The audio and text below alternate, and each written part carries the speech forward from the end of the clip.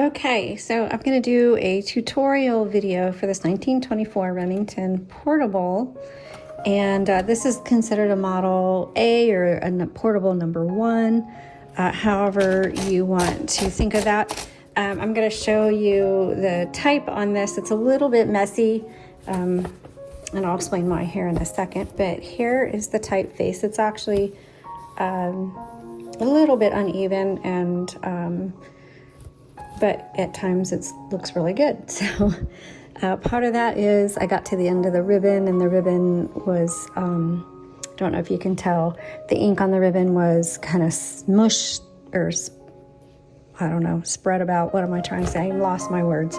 Kind of was messy on the ribbon, and it came out that way on the paper, and then I didn't have the ribbon in there quite right, so it was uneven. But on this tutorial, I'm just going to go through and kind of show you there's a few little different things about a Remington Portable that are different than other typewriters. So let's get started. I'm going to start with the back and move forward. So I'm going to flip this up. And this comes with a hardcover that snaps on top. You can see it says made in the USA back here. This is where you set your margins. You just press and drag to where you want. There is a paper holder. Don't know if you can see that. There you go. And you just fold those up and down. Let's take a look. One thing about the Remington Portable is this little handle on the right side has to be popped out to use it, and you have to pop it in to store it. And I always forget that. I always try to start typing on it and then remember, oh yeah, I gotta pop out the right handle here. So over here on the right side, we have our paper release that just releases the tension on the paper. On the left side, the front little lever is your return handle. If you notice, there's not a proper return handle on this. The middle little lever is simply for pressure, or boy, I have just completely lost my words today. It doesn't move. It doesn't serve any function other than it gives you like a point of stabilization where you can put your finger there and then use your thumb to use the return handle. The one in the back releases the carriage, and again, now I put my thumb on the middle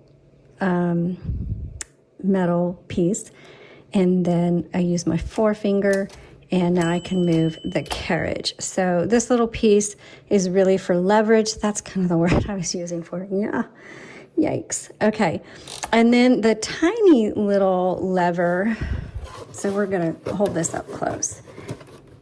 Carriage release, yes, carriage release. This is your platen release, and I'll explain that here in a second. The middle one here, that's your just for leverage. This is your return handle. And then this little one back here is your margin release, which we'll talk about here in a second. So I'm going to put this back down. You can also see that the spools on this are smaller than the typical spool. So a Remington typewriter does not use universal ribbons. So you must have the original spools with your typewriter. If you don't have your original spools, then I highly recommend maybe going to Facebook. There's like parts and maintenance groups for typewriters on Facebook, and I would ask around there. But it is hard to come by spools for the Remingtons. If you have a Remington spool and you just need fresh ribbon, we have an option on our website where you can it's called a custom ribbon option. You send us your spools, we wind it for you and send it back. So that is an option for you. And you can also get a universal ribbon and just take the ribbon off and wind it onto your spool. So you have a couple of options. You'll also see that the top is flat, and it's not going to type well that way. So what you need to do is you need to lift your typing basket, and we're going to do that over here on the right side. And right here is the control for that. So you just kind of pull out and then around. On that lifts your typing basket. So now you can see it up. It's kind of cool looking. And it's ready to type. So what we're going to do is we're going to load some paper. Just going to put it right there behind the roller against this paper plate and turn the handle. It's a little off center, so I'm going to use the paper release right here, push it back. That releases the tension so I can straighten out my paper. Make sure to re-engage it. And I'm just going to test and make sure my margins look good. I'm going to bring it in just a hair. If I can find it. There we go. It's still not where I want it.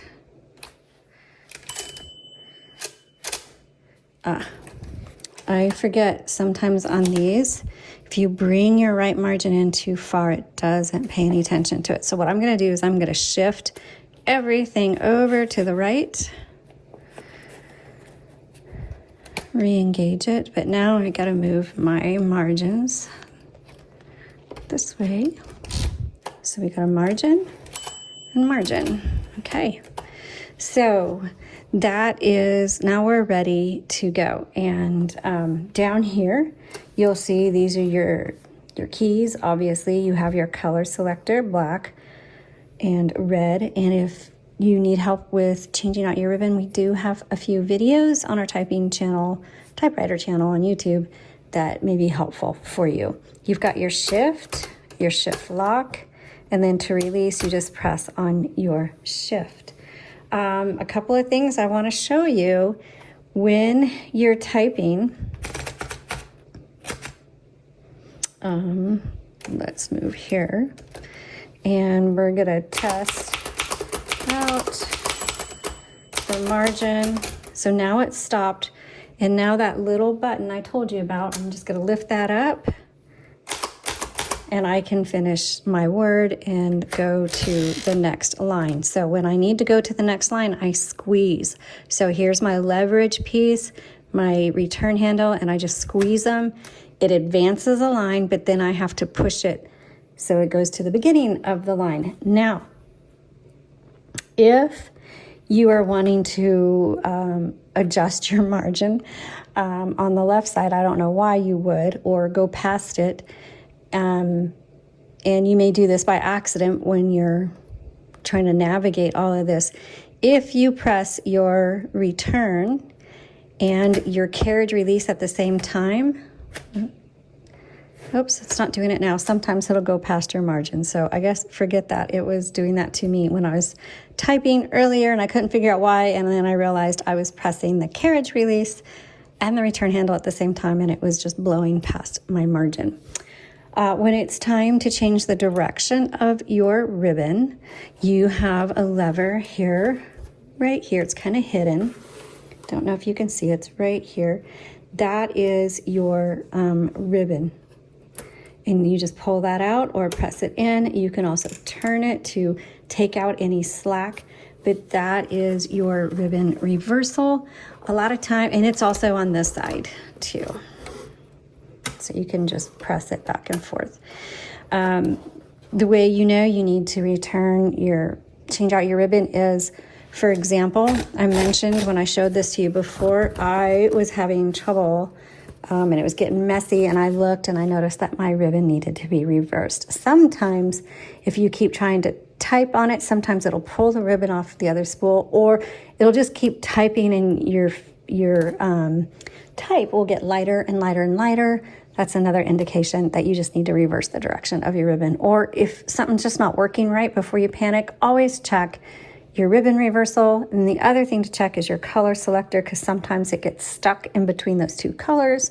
We bump things all the time, and just make sure it's firmly on black or red, and that will solve a lot of issues.